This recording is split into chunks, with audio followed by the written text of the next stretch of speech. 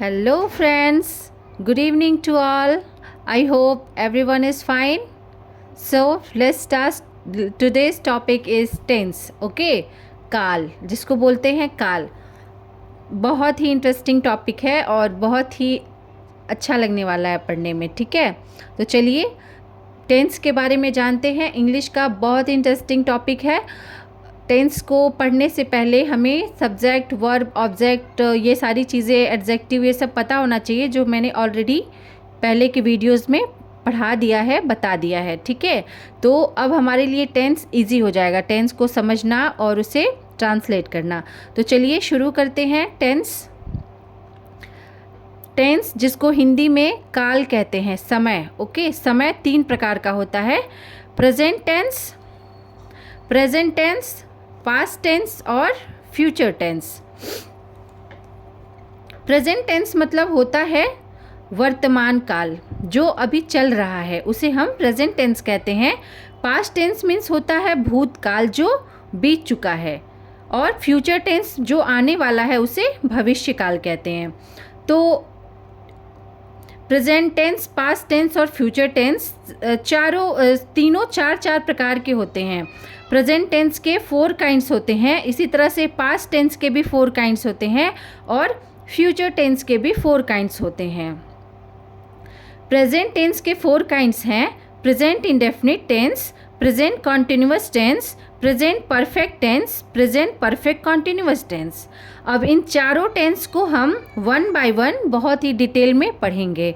तो पहला है present indefinite tense. Present indefinite tense. ठीक है, अब इसको टेंस को समझने के लिए, किसी भी टेंस को समझने के लिए पहचान होती है. ठीक है, तो प्रेजेंट इंडेफिनिट टेंस के लास्ट में ता है, ती है, ते है इत्यादि शब्द आते हैं. प्रेजेंट इंडेफिनिट टेंस का अगर कोई वाक्य लिखा होगा हिंदी में, तो वहाँ पे ता है, ती है, ते है शब्द आएंगे लास्ट में, वाक्य के लास्ट में आएगा. ठीक है, अब टेंस को समझने के लिए सबसे ज़रूरी है कि हम ये समझें कि सिंगुलर फॉर्म क्या है और प्लूरल फॉर्म क्या है, जो बार बार आने वाला है हमारे सामने. सिंगुलर फॉर्म और प्लूरल फॉर्म का कॉन्सेप्ट बिल्कुल क्लियर होना चाहिए while you are going to study about tense. So singular form is he, she, it और एनी नेम. ठीक है, ही, शी, इट या कोई भी नेम होता है, that is called singular form in English grammar.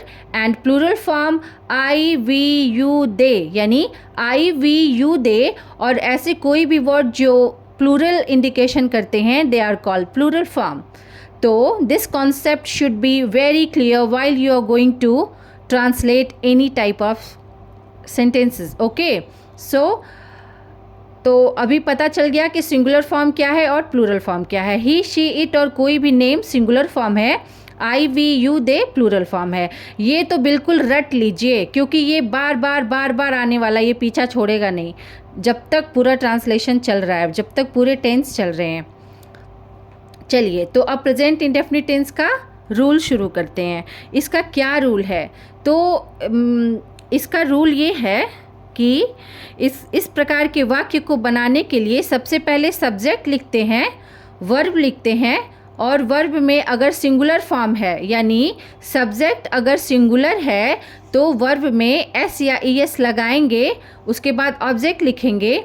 और अगर सब्जेक्ट प्लूरल फॉर्म है, तो सब्जेक्ट लिखेंगे, वर्ब लिखेंगे और सीधे सीधे ऑब्जेक्ट लिखेंगे. इसमें वर्ब में एस या ई एस नहीं लगेगा.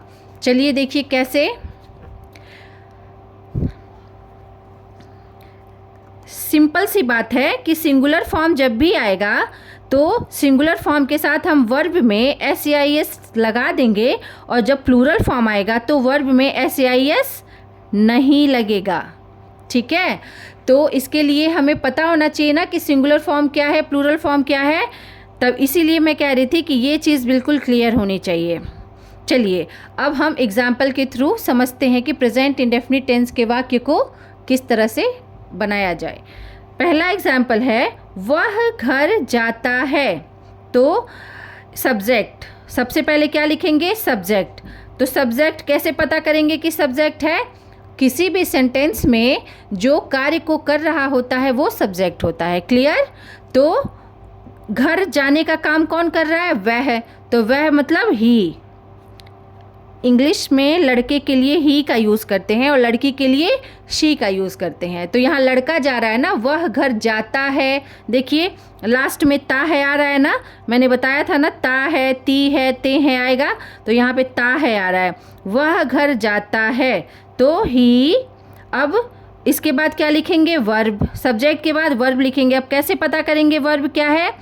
कोई भी जो कार्य हो रहा होता है वो वर्ब होती है।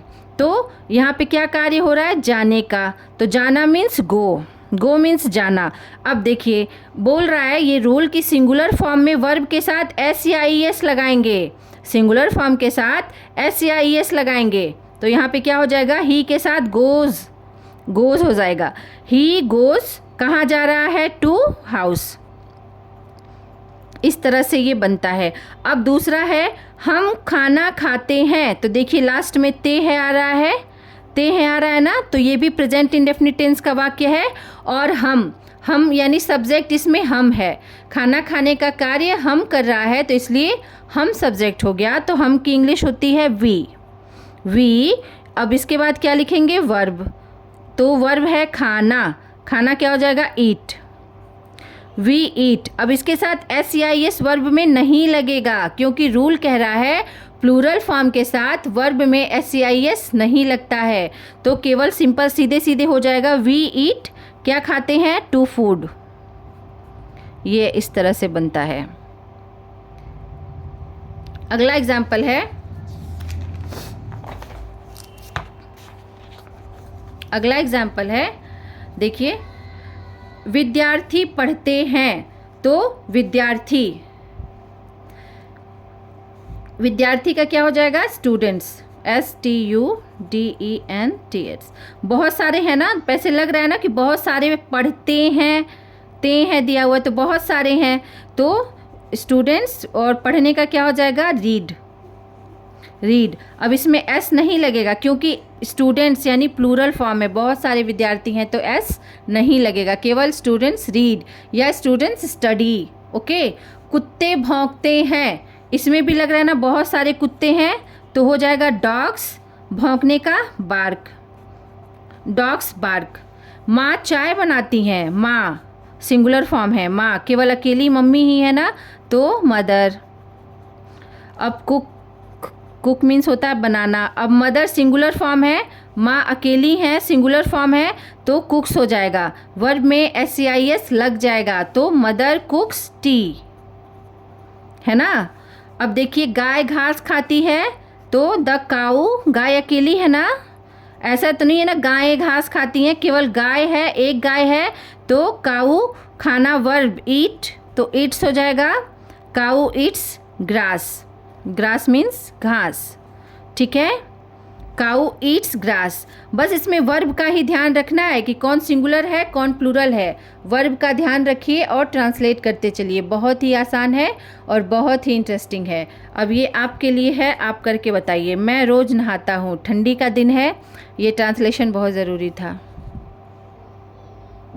है ना। मैं रोज़ नहाता हूँ। आई होप समझ में आया होगा आपको। वीडियो अच्छी लगी होगी, लाइक कीजिए और प्लीज़ सब्सक्राइब कीजिए। Thank you.